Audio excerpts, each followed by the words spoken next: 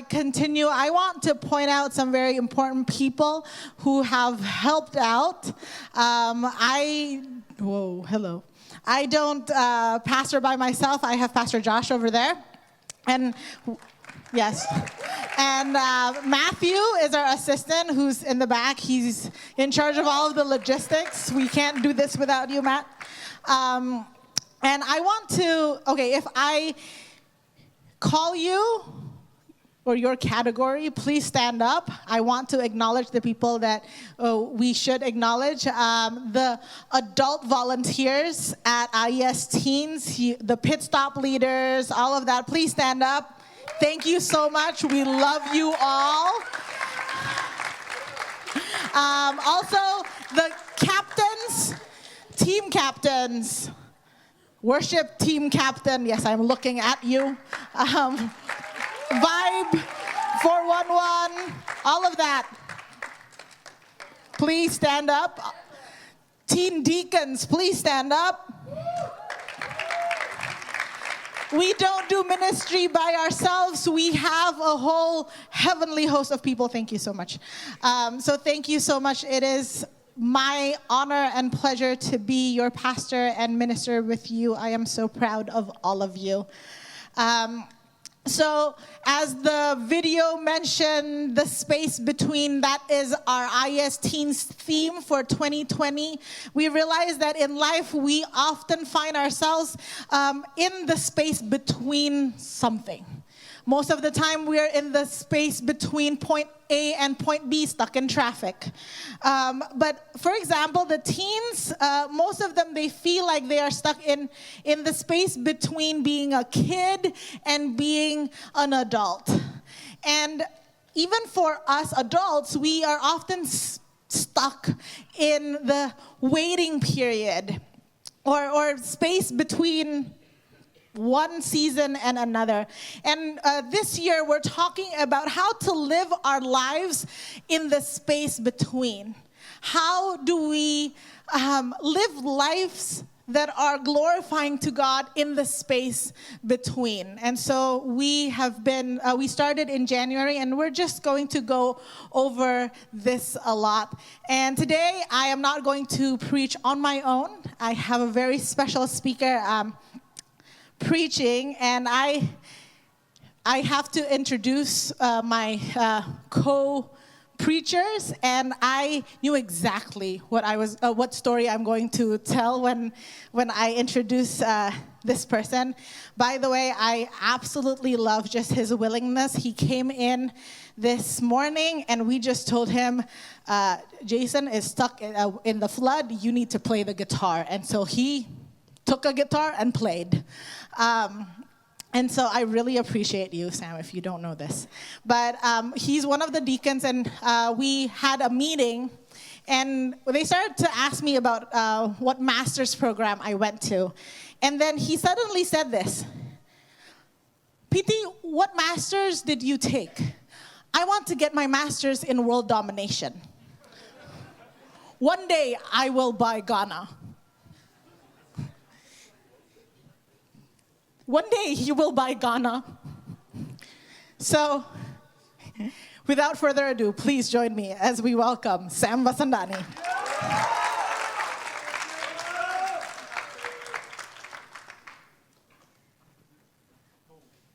Don't die. What's up? Hi. So there's no better way to start a Sunday morning with what's up? So, hi, I'm Sam Vasandani. I'm a teens deacon here in IS Teens. I am 17 years old. 17, woo woo. I'm legal.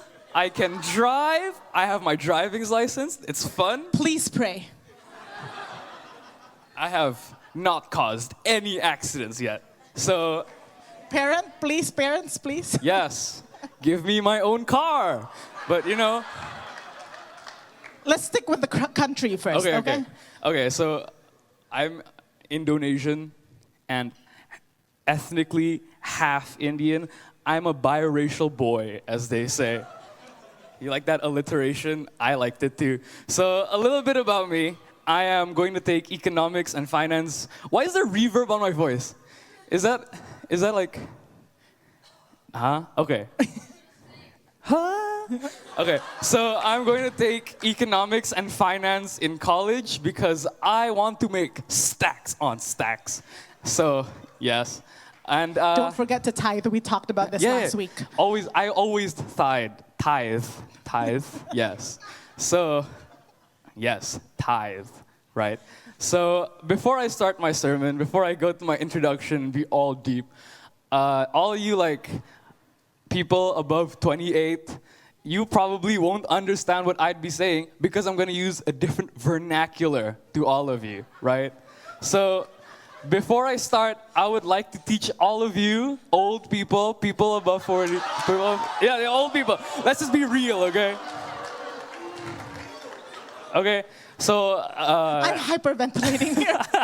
So I'd like to teach all of you some vocabulary I'm likely to use in my sermon. And you parents, you could use this to your children, you know? You can like, hey, kids, look at this word I learned at church. And be like, okay. Yesterday, they learned slay, and people have been slaying all weekend. Slaying, like Santa. Okay, so the first word, which I will 100% use, it's like my catchphrase. It's bruh. Okay? So, bruh basically kind of like notates anything negative. So, I fall down the stairs, bruh. I accidentally kicked a small child, bruh. Not that will happen on stage, but like... Yeah, no small child here, please. Yes, only teenager and adult. But like, so if my brother, Michael, comes up to me and he tells me, I don't love you, I go, bruh. Because that's the only word that like describes my emotions. So another word I am likely to use is lit or litty, right? They both mean the same thing. It just means great or cool or like, you did a good job. You did lit, Maggie. And your outfit, your drip is lit. Lit. It's great. Speaking in tongues, people. Speaking in tongues. Yeah. All this stuff is biblical. Another word. Okay, last word I will use. Okay, so a very important word, vibes or vibe or vibin', right? It's like, when you vibe, it's positive, you know? It's like, oh man, I feel good. It feel right, right? It means to vibe. So, can all of you say the 3 words with me? Bruh, lit, vibe. Okay, very cool. Give yourself a round of applause. Yes. Okay, so when Pastor T came up to me and he's like, bro, can you preach? I was like... that's how I talk, bro. Bruv, can you preach? And I was like, yes, I'm so excited to preach. And I was genuinely very excited. And she was like, can you preach on the space of teen? And I went, bruh. I had no idea what to talk about, right? So one night, as I was reading my like Bible in 1 year plan, I'm in Exodus. I was like, oh, I can talk. He made it past Genesis. Yes. So I was in Exodus and I was reading about Moses and the Pharaoh and I was like, wow, blood water, cool. And I moved on and it was like wilderness, 40 years. And I was like, space between, right? The space between Egypt and Canaan. And I was like, whoa, right? And I went up to Pastor T and she was like, vibes. Again, cool. That's how I talk. Vibes. Right. So what came up in my mind is that the whole 40-year long waiting period was just a way of God preparing the Israelites for Canaan. So I was like, waiting is a part of God's plan. Whoa, Einstein, brilliant, right? So I was just like, yes, I'm going to preach on this.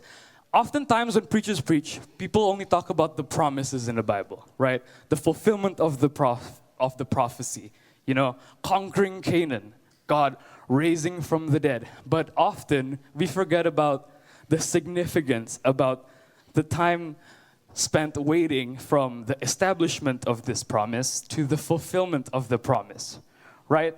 So, okay, so I'm an econs child, right? I'm going to take economics in college. And what I like to do is use graphs. So I drew this really stupid graph. He asked me, Pastor T, can we include the graph? So I included the graph. so I drew this really stupid graph on MS Paint. I don't know how to use like the straight bar tool, so I just kind of went down on my mouse. And that's my graph, right? So before I explain this, I'm going to be a cool teacher, and I'm going to ask all of you, class participation, yes, this will be marked. What did the Israelites do while waiting in the wilderness? What did they do? What did they do? Can I have hands? Yes. Yes, they did complain. More hands. They did sin. Yes. Yes, they did. They were like, where the manna at? Di mana, my mana. And then...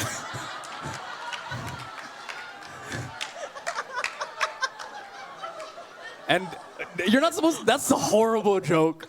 So, yes.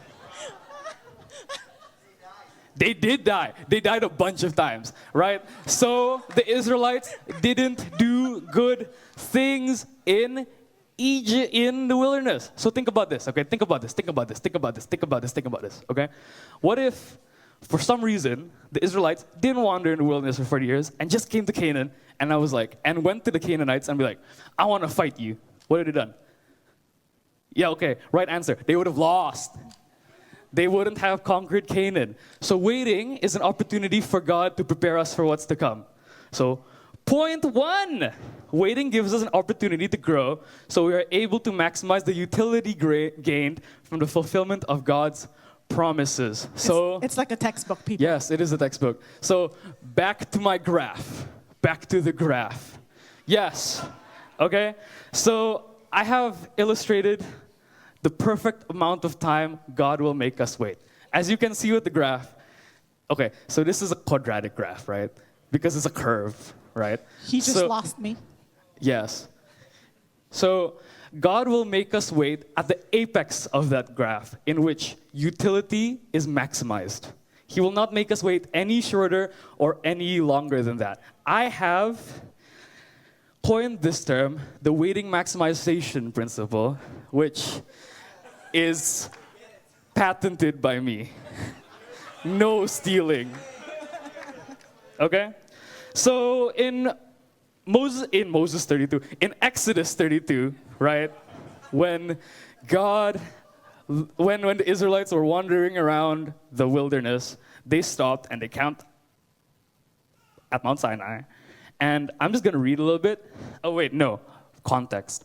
So Moses goes up to the mountain, gets his commandments, goes back down, sees his little dudes, his Israelites, worshiping a golden cow, and then he let out the biggest, most sincere, bruh, I've ever heard. The world has ever heard. So it says in Exodus 32, 7-8, Then the Lord said to Moses, Go down, because your people whom you brought out of Egypt have become corrupt. They have been quick to turn away from what I commanded them, and have made themselves an idol in the shape of a calf. They have bowed down to it and sacrificed to it, and have said, These are your gods, Israel, who brought you out of Egypt. So you could probably tell that the Israelites at this point weren't ready to go into Canaan, right? God didn't let the Israelites into Canaan because if they did, they wouldn't have succeeded. They needed to grow, right? If God let the Israelites get to Canaan early, they wouldn't have succeeded in taking over the land. They would have broken a bunch of rules and not be set apart from other nations.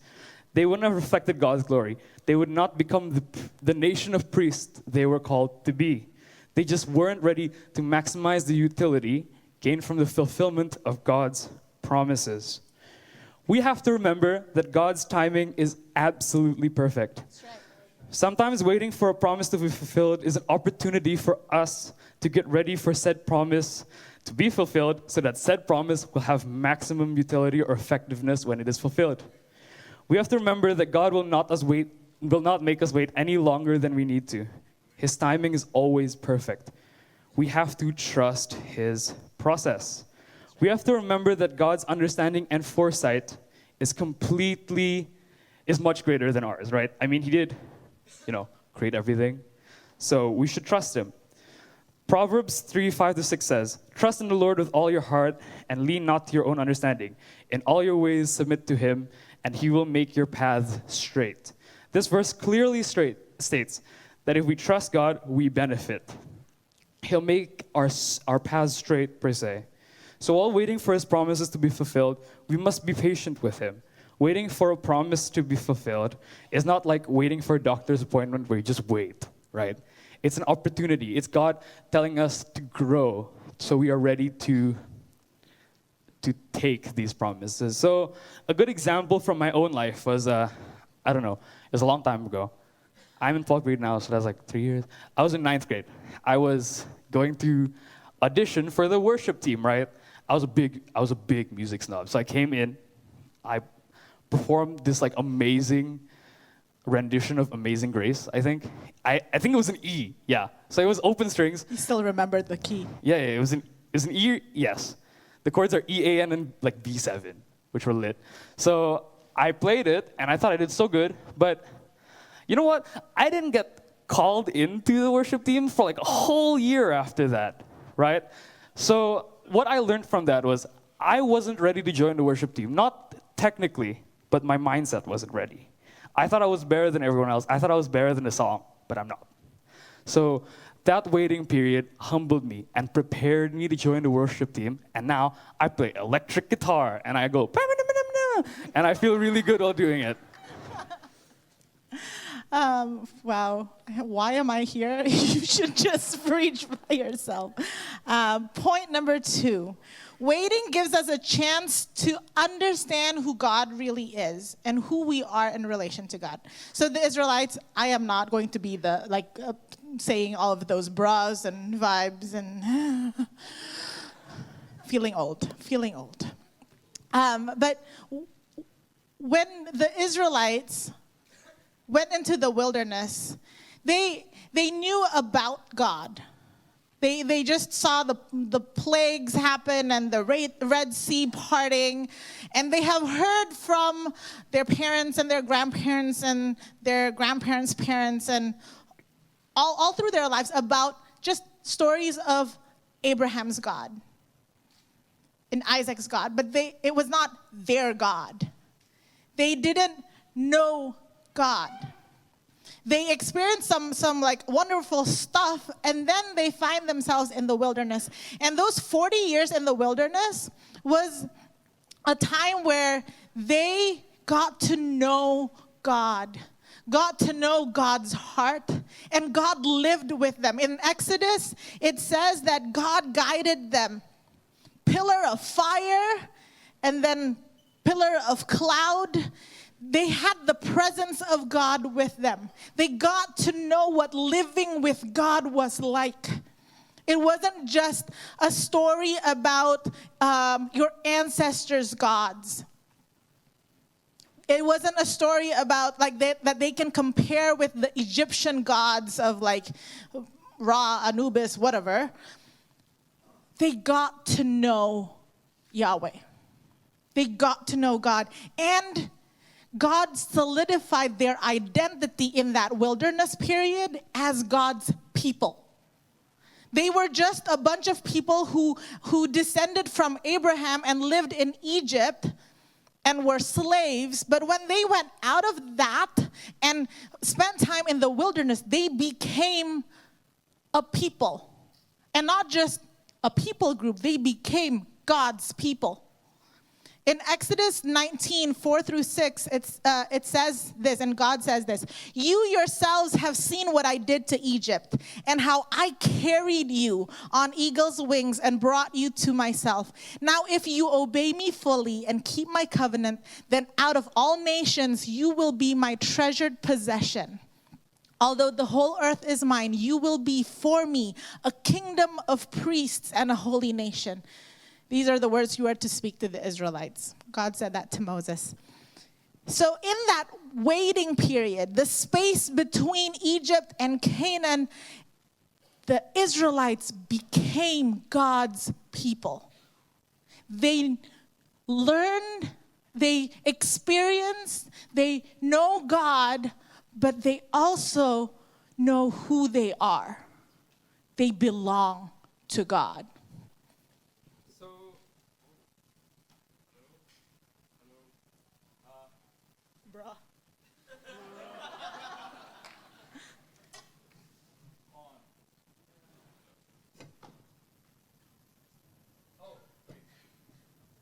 Hello? Oh, okay, it's working now. Okay. All right, so point 3. Waiting gives us a chance to shave off old mentalities for new ones so that we are prepared for His promises to be fulfilled. So this point is very much related to my first point. It also involves preparation and timing. So waiting gives us an opportunity to let go of the old and embrace the new that God has prepared for us. The whole 40-year-old waiting period allowed the Israelites to shave off the slave mentality they acquired while enslaved in Egypt, right? The Israelites complained a lot whilst wandering the wilderness and asked Moses, to go back to Egypt, to go back to enslavement. If they kept this mentality whilst trying to conquer Canaan, they would not have been very effective. Imagine an army who keeps whining about wanting to go home. Not good, right? We as modern-day human beings often have the same mindset as the Israelites 2,000 years ago. Our mindset may still be enslaved and ineffective. Sometimes, to shave this off, God makes us wonder about our own wildernesses. By waiting and wondering about our own wildernesses, we are able to get rid of the old, defeated, enslaved mindset and replace it with a new mindset of victory that God has prepared for us. Jeremiah 29:11-12 says, "For I know the plans I have for you, declares the Lord, plans to prosper and not harm you, plans to give you hope and a future. Then you will call on me and come and pray to me, and I will listen to you." For us to prosper, we must shave off our old worldly mindset and replace it with God's victorious mindset. For how can we prosper if our mindset is that of loss? We can see this principle within our everyday lives. So let's see, an example from my life. When I was in the primary, I was this really shy, quiet kid. You never would have guessed, right? Right? I had this mentality where I didn't think my voice mattered, right? So that caused me to shut up, never said anything, had no friends, got bullied, and that really hurt my social skills a lot. So one day, I don't know what happened, but God told me, don't do that anymore. And then I didn't, and my mindset changed, and now He has given me blessings and gifts. Man, I'm so grateful, right?